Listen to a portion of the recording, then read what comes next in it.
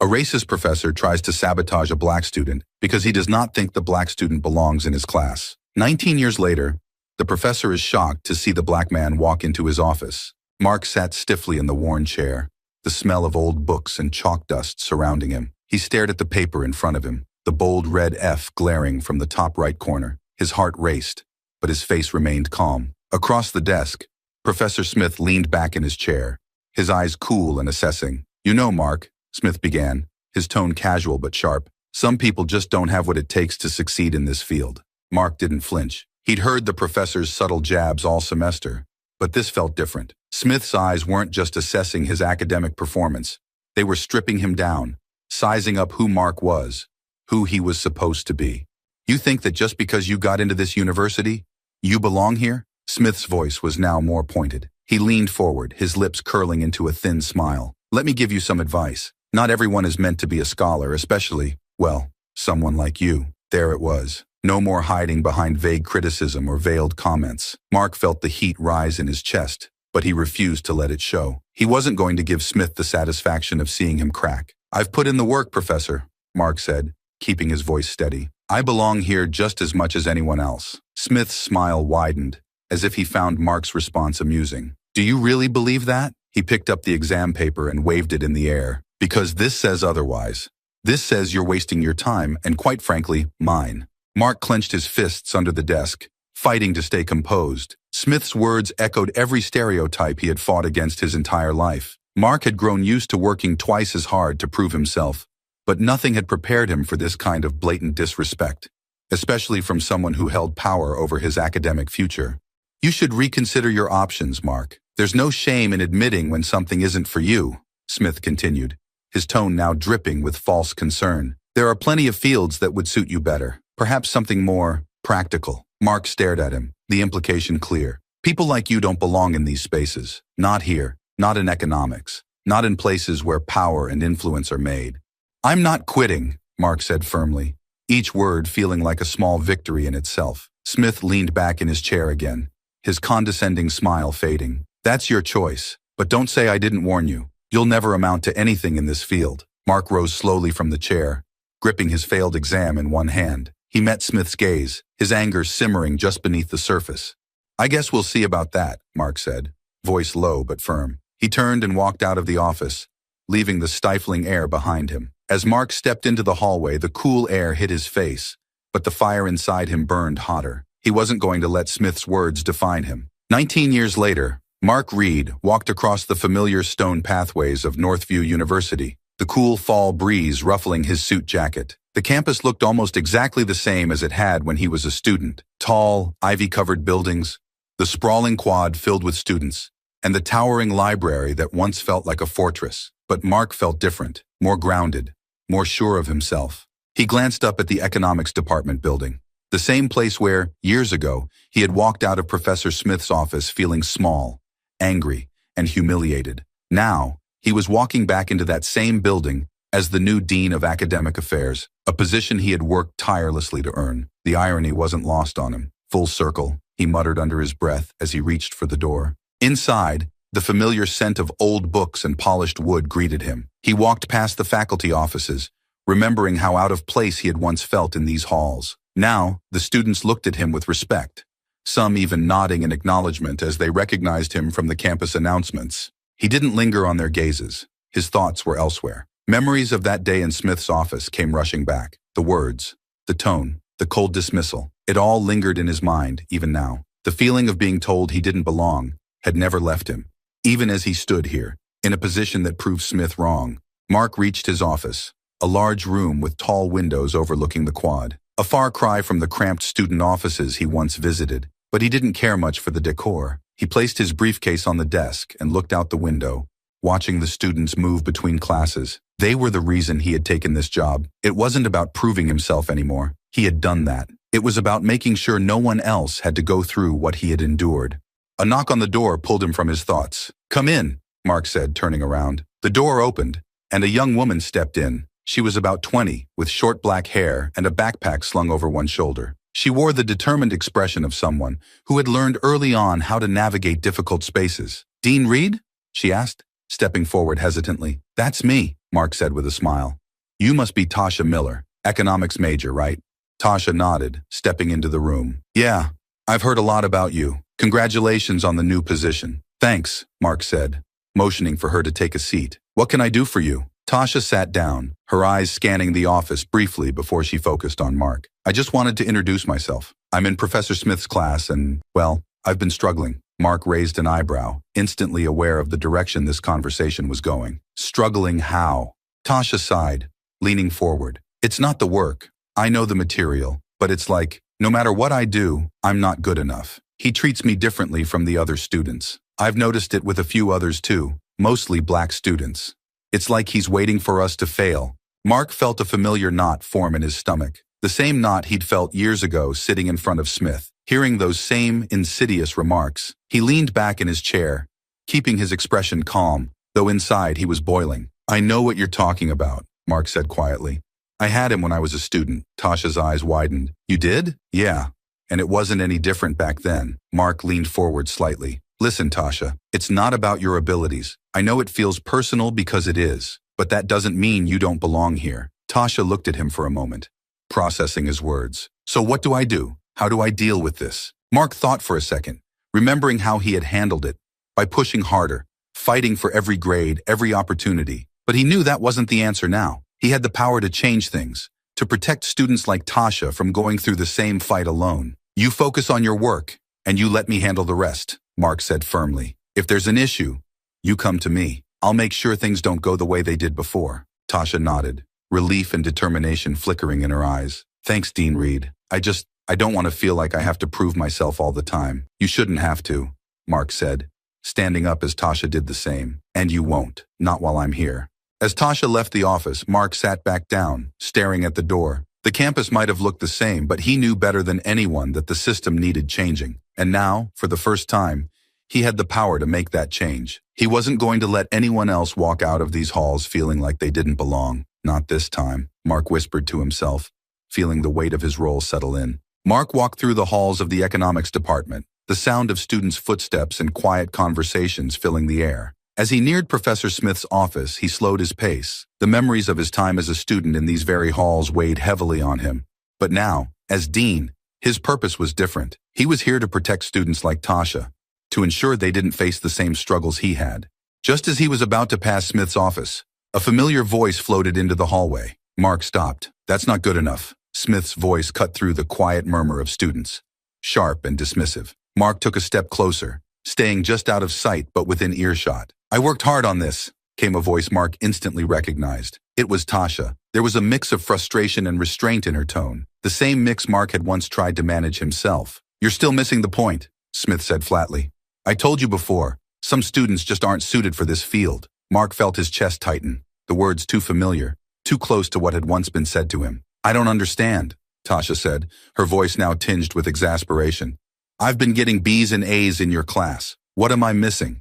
There was a pause, and then Smith's tone shifted, cold and patronizing. Grades aren't everything, Miss Miller. You might do well enough on paper, but that doesn't mean you have what it takes to succeed in this profession. Maybe you should start considering other options, something less demanding. Mark's hands clenched at his sides. The exact same rhetoric, the same dismissive cruelty that had been thrown at him, was now being used against Tasha. It wasn't about her work, her grades, or her potential. It was about who she was, what she represented to Smith, someone who didn't fit into his narrow, biased view of who belonged in academia. I'm doing the same work as everyone else, Tasha said, her voice quieter now but still holding firm. Why do I feel like I'm being singled out? Singled out? Smith's laugh was dry, almost mocking.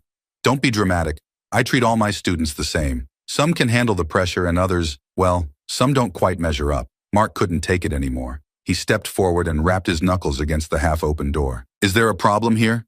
Mark asked, his voice calm but carrying the weight of authority. Smith's head snapped up, his expression shifting from smug to surprised in an instant. He quickly masked it, but Mark saw the flicker of recognition in his eyes. Dean Reed, Smith said, forcing a tight smile. No problem. Miss Miller and I were just discussing her performance in my class. Tasha turned, clearly relieved to see Mark, but still visibly shaken. Mark stepped inside, his eyes locking onto Smith. Is that so? Mark asked, his tone neutral but firm. He glanced at Tasha, who stood uncertainly between them. Tasha, why don't you head back to your dorm for now? We'll talk later. Tasha hesitated for a moment, looking between Mark and Smith, then nodded. Thank you, Dean Reed, she said softly, before gathering her things and stepping out of the office. The room was quiet for a moment after she left. Mark could feel Smith's eyes on him, sizing him up the way he always did.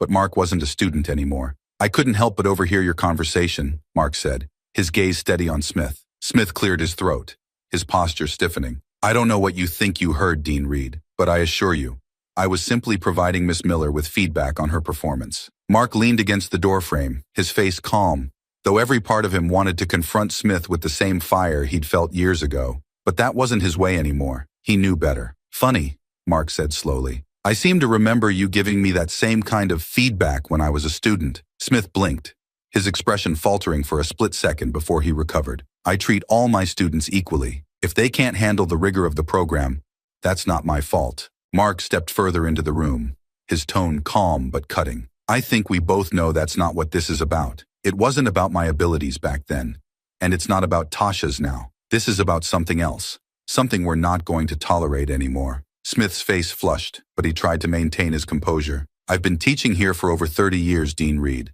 I know what works and what doesn't. I'm not about to coddle students who can't keep up. Mark's voice dropped, his words measured but unyielding. And that's why you're still here, Richard. You've been hiding behind tenure, thinking you can get away with treating certain students. Students like Tasha, like me, like they don't belong. That ends now. Smith opened his mouth to respond, but Mark cut him off before he could get a word out. I'm not the student who sat in this office years ago.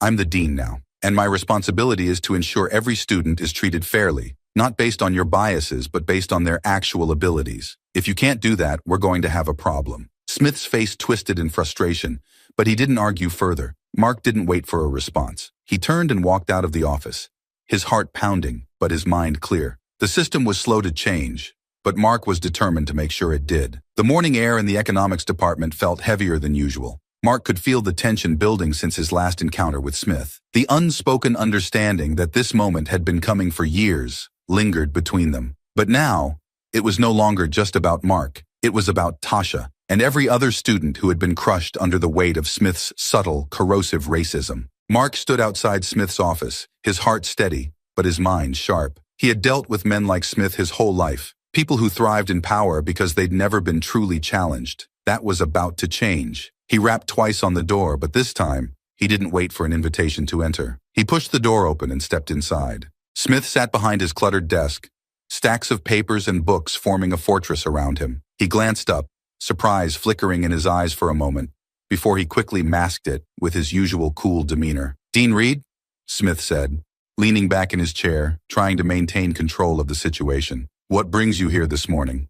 Mark closed the door behind him, not bothering to sit. He stood tall, his presence filling the small office. Smith may have been in his comfort zone, but Mark wasn't here to play by his rules. We need to talk, Mark said, his voice calm but firm. About your behavior toward Tasha Miller and other students like her. Smith raised an eyebrow, feigning ignorance. I don't know what you're talking about.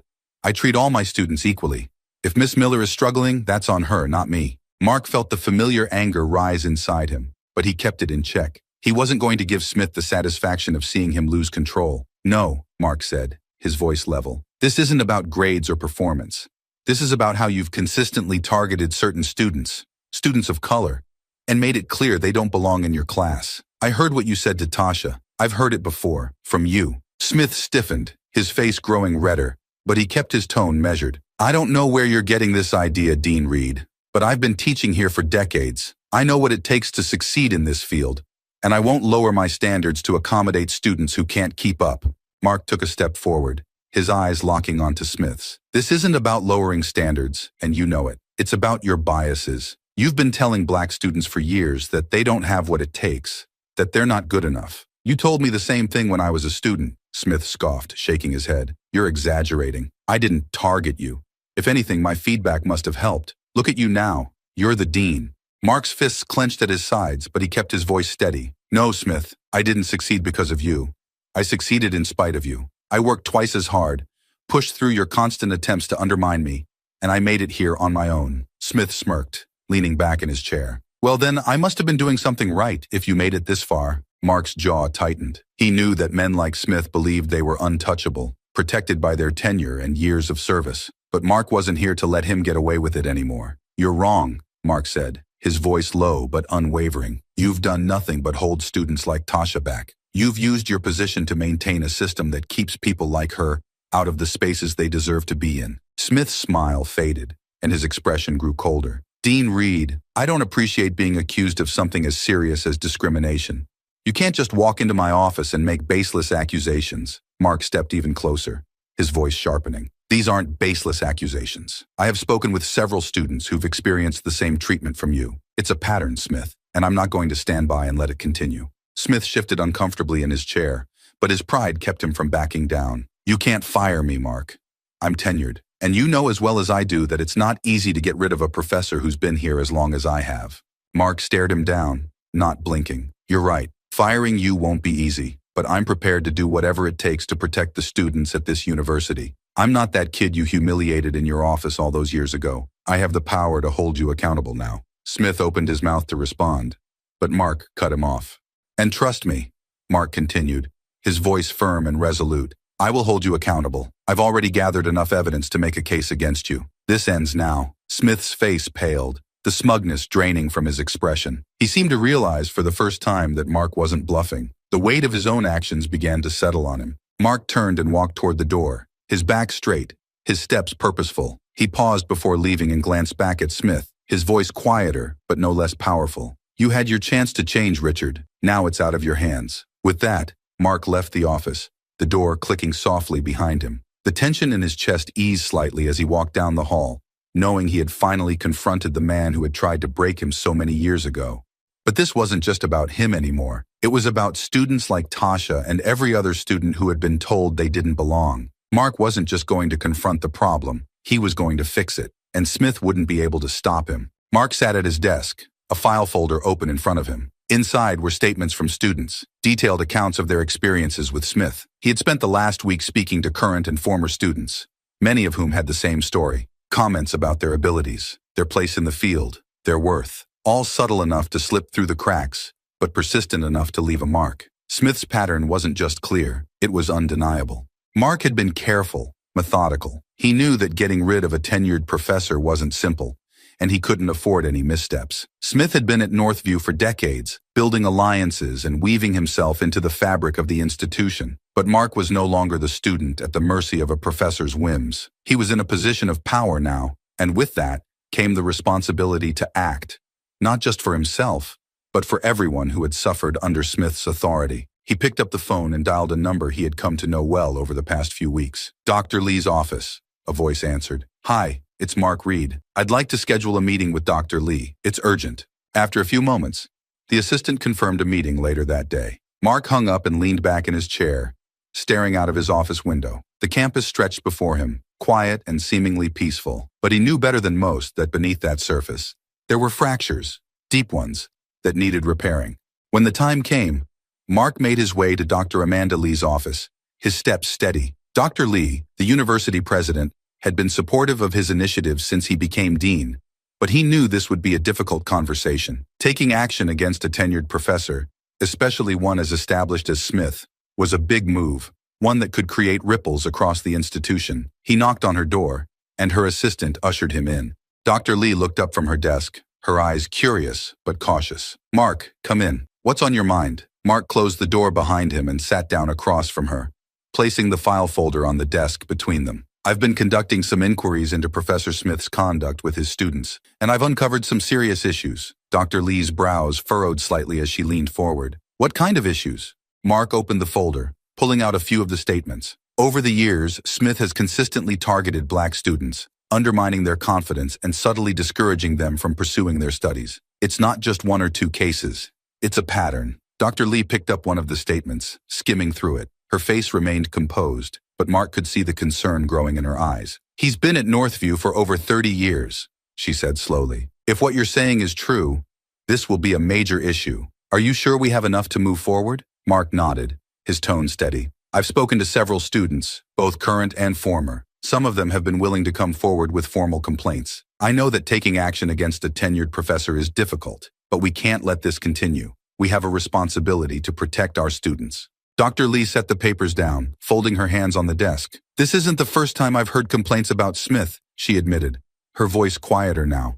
But no one has ever brought enough evidence to act on it. Mark felt a surge of frustration, though he kept it hidden. The system had been protecting Smith for years, allowing him to continue his behavior unchecked. But now, Mark was determined to make sure there was no more hiding.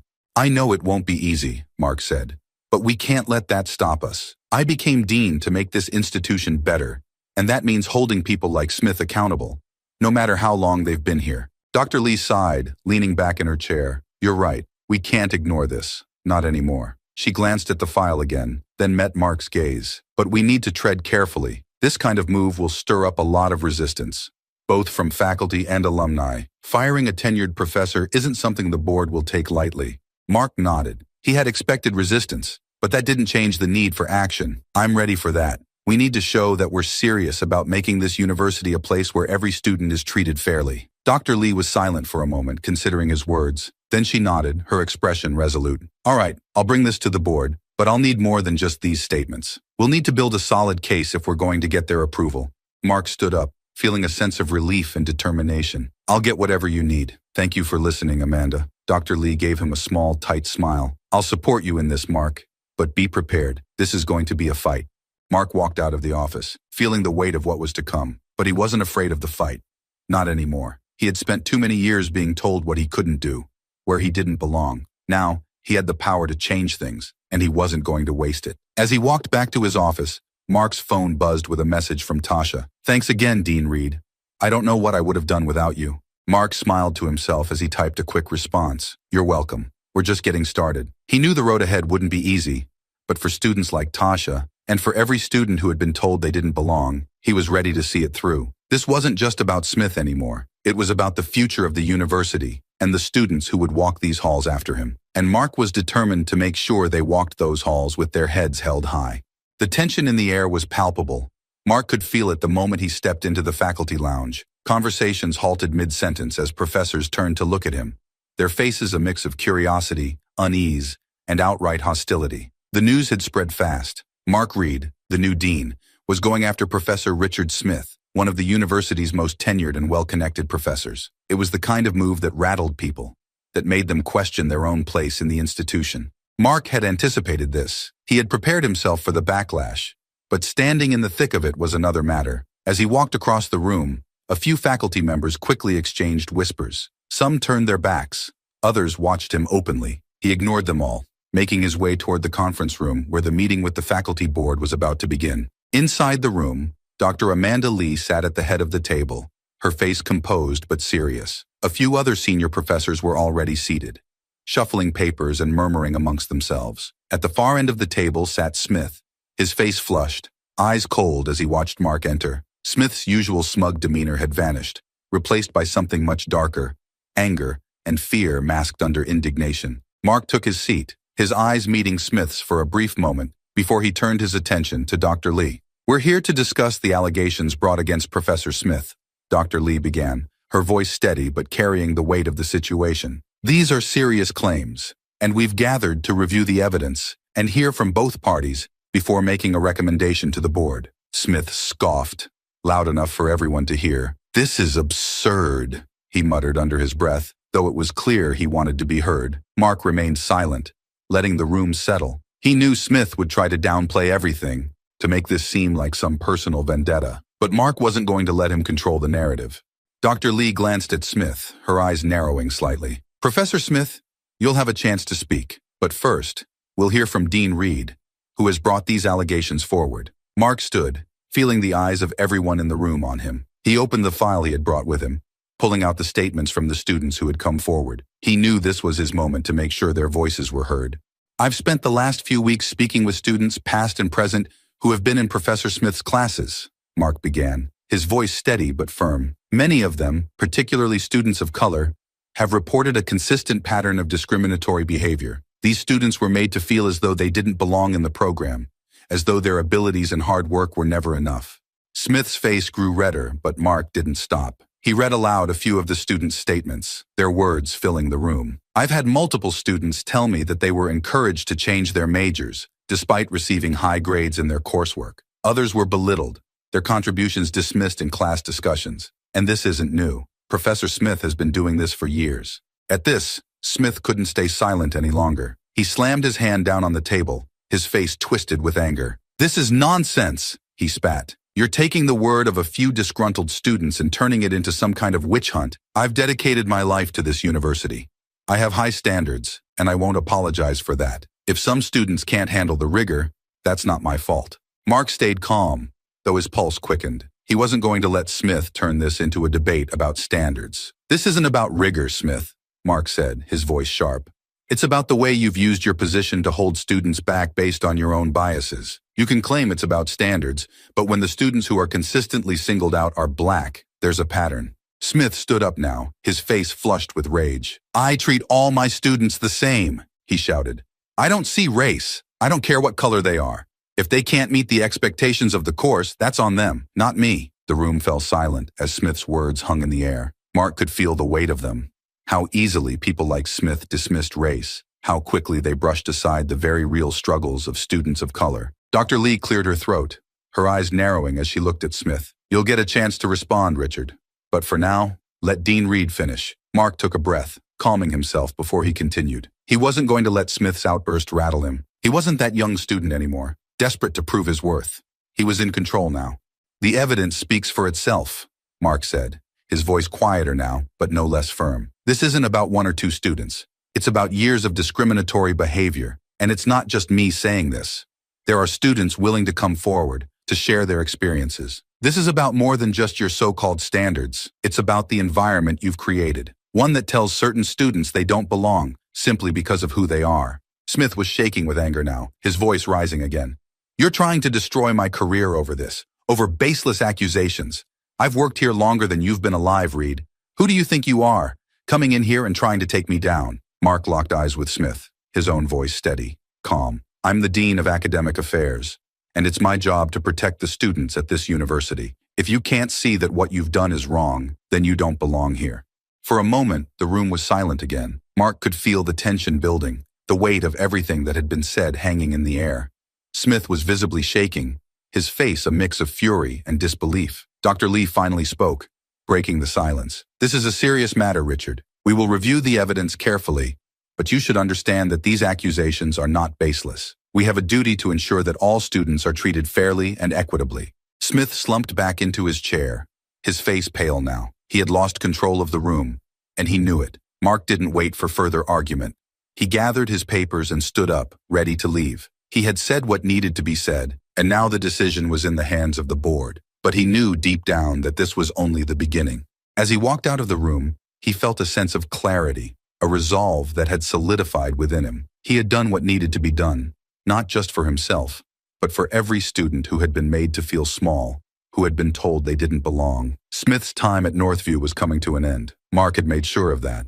The sun was setting over Northview University as Mark Reed walked across the quad, the orange and pink hues casting long shadows over the campus. The board had finally made their decision earlier that afternoon. It was done. Professor Smith had been officially dismissed from his position. It hadn't been easy, but the weight of the evidence and the growing number of voices from students had made it impossible for the board to ignore the truth any longer. The decision had sent waves through the faculty. Some had stood by Smith, claiming it was a travesty to let go of a professor with decades of service. Others, though, had quietly voiced their support for Mark, recognizing the change that was long overdue. As Mark walked through the campus, he could feel the shift. Things were beginning to change. He made his way toward his office, his mind reflecting on everything that had brought him to this point. The confrontation with Smith, the meetings with students like Tasha, the weeks of gathering evidence, it had all built to this moment. Mark had done what he set out to do. He had protected his students, but more than that, he had helped dismantle a piece of the institution